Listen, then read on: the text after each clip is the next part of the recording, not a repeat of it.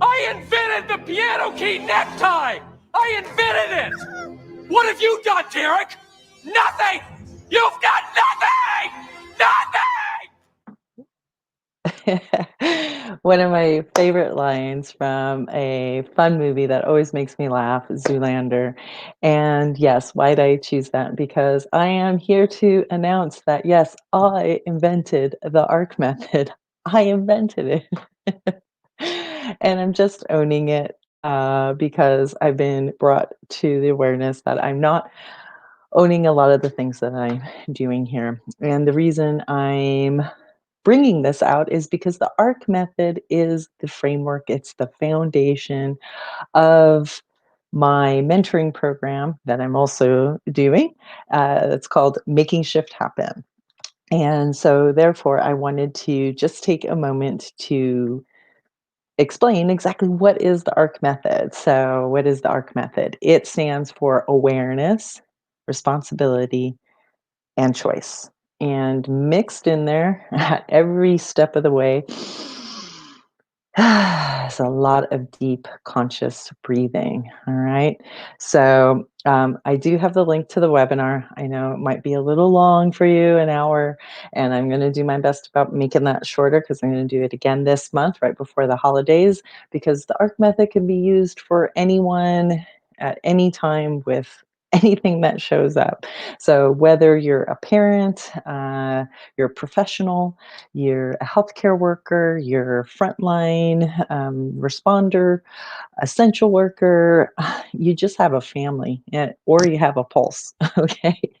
Um, and it comes up for anything, whether it's stuff with work, your kids, the bills, the a-hole who cut you off, it doesn't matter. It's time to take a nice, long, deep breath, and just feel the flow. So, with the conscious breath, that is what connects you to the present moment. That is also what calms you down. And you can't make a good choice. You can't respond. You can't, really be present if you're not breathing and calming down to get that center. Okay. I think we can all agree about that. And the deep breathing is the number one way of doing that, okay? Physiologically speaking, it totally brings your heart rate down, blood pressure down. It actually alleviates pain, and suffering for that matter. But it also allows you, when you are doing conscious breathing, following your breath in and out, it stops your monkey mind, all right? It stops your monkey mind from all the stuff about what's going on right now so you don't get sucked up into, the three-ring shit show that you might be in the middle of, okay? So it's a way to kind of, one, ground yourself, but also, if you could imagine, instead of being in the middle of the storm, you're in the eye of the storm where it's still and you're not going to get taken up and thrown all over the place, all right? So conscious breathing is huge, and I am always myself doing it, but always advocating to do it. So that's going to be said ad nauseum about the conscious breath. So awareness, I cover that because guess what? If you're not aware that you have, a problem, then chances are you're not going to do anything about changing the situation or even addressing it. Because if you don't know, you don't know what you don't know. All right. So, awareness is huge. And it's awareness about your thoughts, awareness about your feelings, your emotions, your reactions, your belief system.